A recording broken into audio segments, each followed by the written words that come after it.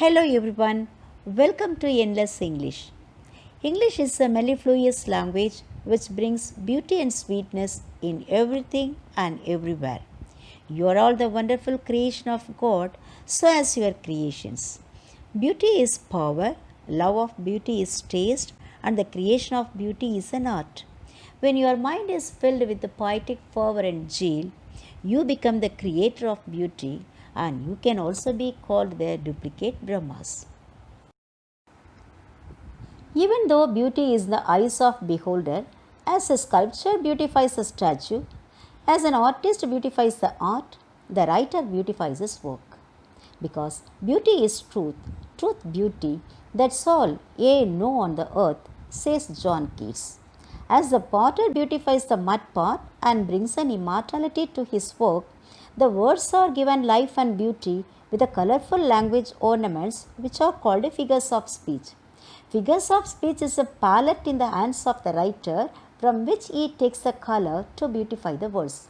Through the figures of speech, the author makes the insignificant significant, brings color and light, clarity and beauty, and captivates the hearts. In this video, we are going to see some colorful figures of speech that are commonly used in the poems. Let's know what's literal language and what's figurative language. Language that means use of words by their defined meanings is called literal language. Language that goes beyond the normal meaning and convey in beautified language is called figurative language. To understand the difference between literal language and figurative language, let's compare the examples. The baby is smiling and the baby is smiling like a star. The baby is smiling. Here it gives the meaning what the words actually mean. Nothing special and nothing significant, very plain sentence. Whereas the baby is smiling like a star, in this sentence the words are beautified. The sentence is beautified and it is said the baby is smiling like a star. Here the figure of speech is applied. This is what called a figurative language. In the same way, the garden is beautiful, the garden of love is beautiful. In the garden is beautiful, this is a plain sentence. It refers to a garden which is very beautiful. Whereas the garden of love is beautiful, here it doesn't mean the garden, it means love. Love is beautiful. So here the sentence is beautified with the figures of speech. So this is called a figurative language. There are many figures of speech in English. Here you are going to see the most commonly used figures of speech in poems. Just pause the video and read out all the figures of speech given in this slide. Alliteration. The repetition of the same letter or same syllable at the beginning of two or more words is called alliteration. See the example, glittering through the gloomy. In this example, the letter G is used in the beginning of two words, glittering and gloomy. Take the next example, the furious flood follows. In this example, the letter F is used in the beginning of three words, furious, flood, follows. If the letter is repeated in the beginning of two or more words, it is called alliteration. Allusion. It's an indirect reference to a person, thing or an idea, historical, cultural, literary, political or biblical.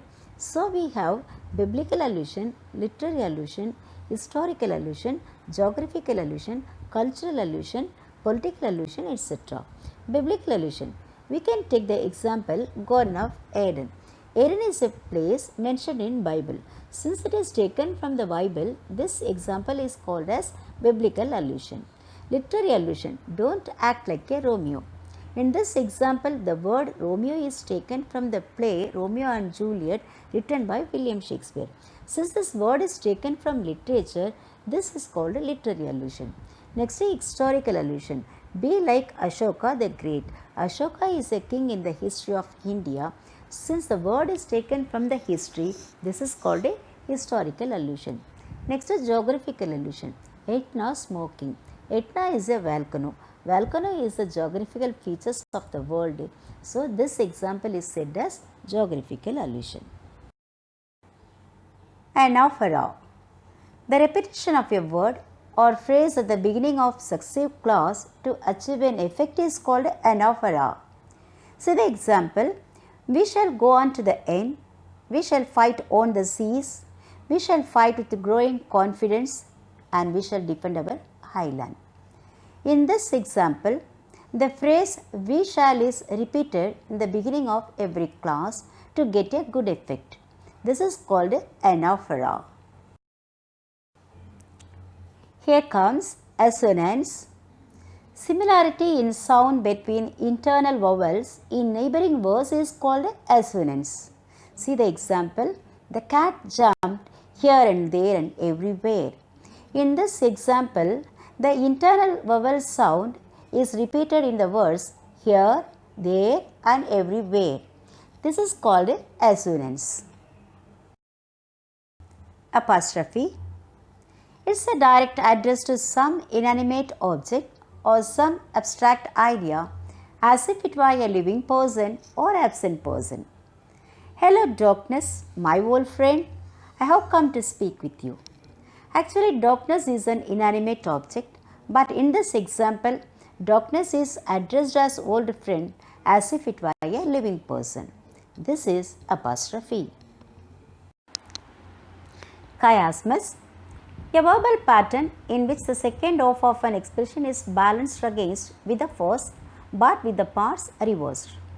Live simply so that others may simply live. This was said by Gandhiji.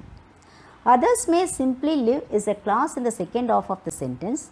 It is reversed and balanced with the first and convey the meaning when you live simply, others may simply live. Second example, ask not what your country do for you, ask what you do for your country. Ask what you do for your country is a clause in the second half of the sentence. It is reversed and balanced with the first to convey the meaning. Don't ask what your country does. Ask what you do for your country. This reversed order of phrase or clause in a sentence is called chiasmus. Here comes circumlocution. This consists of some facts and ideas in a roundabout way instead of stating it at once. Roundabout way means a long way of expressing things. At once means short way and immediately. Let's see the example. His story was purely an effort of his imagination. Purely an effort of his imagination is a long way of expression of the word fiction. So it can be said in a short way, his story was a fiction. This usage is called circumlocution. Our next figure of speech is climax and anticlimax. Climax. It's an arrangement of events in the order of increasing importance. We take the example here. He came, he saw, he conquered. The action of the person goes up very gradually and reaches the top as we expected. This is called a climax. Anticlimax is little different and it is opposite to climax. The highest point of tension changes opposite to our expectation, as we see in the thrill and suspense horror movies. See the example, I am too good but not all the times. When we think that the person is always good, it is said that he is not good all the times. This is contrary to our expectation, so this is called an anticlimax. Epigram. It's short, clever, brief, interesting and amusing remark expressed in a witty or funny way. Winners never quit and quitters never win. To say that winners never give up, it is said in an interesting way, quitters never win. We must end the war or war will end us. To say that we should stop the war, it is given in a witty way that war will end us. Fools rush in where angels fear to enter. To say that fools should think before they speak, it is given in an amusing way that even intelligent people hesitate to speak. So this kind of play on the words is called epigram. Euphemism. Using inoffensive words in the place of unpleasant and offensive words is called euphemism. You are expected to use pleasant words that sound good. He is visually challenged person. It means he is blind. When you say he is blind, it seems to be unpleasant, so we have to say he is visually challenged person. He reached the feet of God. It means he died. If you say he died, it sounds unpleasant. So we have to say he reached the feet of God. That sounds good. He is full-figured person. It means he is fat. When we say he is fat, it hurts a person. So we can say he is full-figured person. Like this, we should know to use pleasant words to avoid offend or hurt others.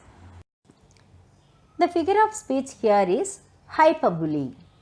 Hyperbole is a statement made emphatic by exaggeration. I am so hungry, I could eat a whole lamb. Even though you are very hungry, you can't eat a whole lamb. But here it is exaggerated that you can eat a whole lamb. This way of exaggerating is called hyperbole. Now we are going to see imagery.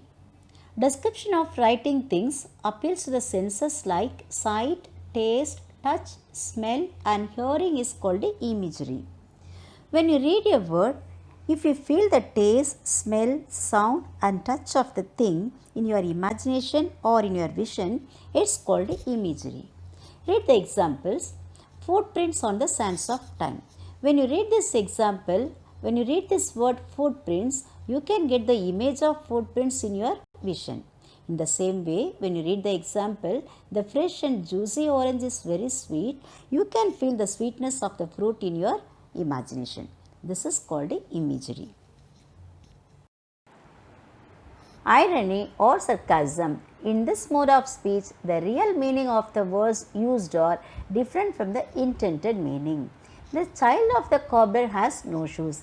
The actual meaning of the example is the child of the cobbler has shoes because there is no chance for a child of the cobbler is without shoes. But here it is given sarcastically, the child of the cobbler has no shoes.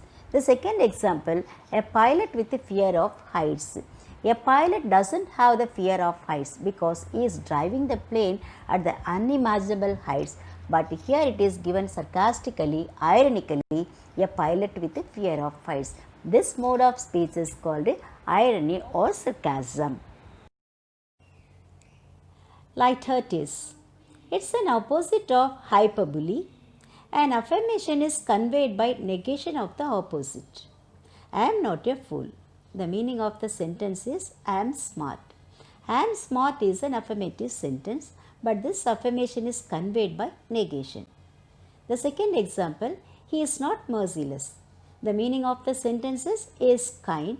He is kind is an affirmative sentence, but this affirmation is conveyed by negation. He is not merciless. This figure of speech is called lighthearted. Metaphor. It's a hidden simile in which imaginatively draws a comparison between two unlike words. So the words like and as are omitted. Caesar was a shining star. In this example, the comparison is implied and indirect. Instead of saying Caesar was like a shining star, it is said Caesar was a shining star. In the second example, the calm lake was a mirror. Here also the comparison is hidden. Instead of saying the calm lake was like a mirror, it is said the calm lake was a mirror. This figure of speech is called a metaphor. In the line of figures of speech, next comes metonymy. It's meant for a change of names. It's a substitute of the names of things. Let's check the examples. From the cradle to the grave. The meaning of from the cradle to the grave is from the childhood to death. The alternate word for childhood is cradle. The alternate word for death is grave. Second example, I have read Milton. The meaning of I have read Milton is I have read the words of Milton. The alternate word for the words of Milton is here simply Milton. Likewise, if we substitute some words for some names, it is called metonymy. Onomatopoeia. It refers to the words whose pronunciation imitate the sounds of the living or non-living things. Let's check the examples. The snakes hiss. The word hiss imitate the sound produced by the snakes. The door squeaks. The word squeaks imitate the sound produced by the door. Likewise, if the words imitate the sounds of the living or non-living things, it is called onomatopoeia. Oxymoron. It's a figure of speech which combines two seemingly contradictory words in one action for good effect. I am pretty ugly. Loving hate. Living death. Pretty ugly, contrast verse. Loving hate, contrast verse. Living death, contrast verse. But these contrast words are combined to give a good effect. This is what called a oxymoron. Okay, now personification. Personification is an attribution of a person's nature and characters to inanimate objects. A person's nature and characters are given to inanimate objects. Thirsty ground, furious storm. Ground is an inanimate object, storm is an inanimate object, but thirsty and furious are the characters of human being. These two characters are given to inanimate objects. This is called personification. Pun. It's a play on the various meanings of a word. Let's take the example. The question is life worth living? The answer is, it depends on the liver. The meaning of the question and answer is, living a worthy life depends on the liver. Liver gives two meanings here. One is the person who lives a life, and the other one is the organ of the body. So, living a worthy life depends upon the person as well as the liver, the organ of the body. Likewise, when we play on the various meaning of words, it is called a pun. Shall we see the next figure of speech, simile? In simile, two unlike things are compared, at least one point in common, using the words like and as. Shiba is sitting like a statue. Shiba is a girl. Statue is an inanimate object which is in a place showing no movement. Shiba is sitting without any movement, so Shiba is compared to a statue. Renu is as beautiful as an angel. Renu is a girl. Angel is a supernatural power which is very beautiful, and Renu is also beautiful, so Renu is compared to a beautiful angel here. Likewise, two different things are compared with the help of the words like and as, which is called a simile. Symbolism. The use of symbols to represent ideas or qualities is symbolism. My father is my rock. Here the symbol rock is used to show the strength and the support of the father. Likewise, second example, the dove is a symbol of peace. Normally you know that dove is a symbol of peace. Likewise, black is a symbol of misfortune. Broken mirror is a symbol of separation. Likewise, symbols are used to represent some ideas, which is called a symbolism. Synecdoche. It's an understanding of thing by means of another. A part is designated the whole, or the whole is to designate a part. The society won't agree. Here the word society refers to the people of a place. I bought a four-wheeler. Four-wheeler refers to a car. In this way, if you understand a thing or if you understand a word by means of another word, it is called synecdoche. Transferred epithet. Epithet is a word or phrase which describes a main quality of someone or something. In a transferred epithet, the qualifying objective is transferred from a person to a thing. Sleepless night. When I am unable to sleep at night, I have to say I am sleepless. But here it is changed from a person to a thing, sleepless night. Next, unhappy marriage. She is unhappy due to the marriage, she is unhappy. But here it is changed from the person to the thing, unhappy marriage. So this is transferred epithet. Paradox. Contrary to expectations, existing belief or perceived opinion, it's a statement that appears to be self-contradictory. Shall we go through the examples? Ignorance is bliss. We all know that ignorance is not a blessing, but here it is said ignorance is bliss. So this is contrary to our opinion. I close my eyes to see. When we close our eyes, we know that we cannot see anything. But here it is said, I close my eyes to see. So this is contrary to our belief or contrary to our opinion. Likewise, when we use words contrary to our belief or contrary to our opinion, it is called a paradox. Hope you have understood some of the figures of speech to some extent. A dab of metaphor here, a stroke of personification there, a dramatic splash of simile below, a gush of onomatopoeia above, all these add flavor to writing and make the moments of reading memorable. The outer beauty will capture the eyes, the inner beauty will capture the hearts. So beautify your words to capture the eyes and hearts. Thanks for watching. Take care. Bye bye.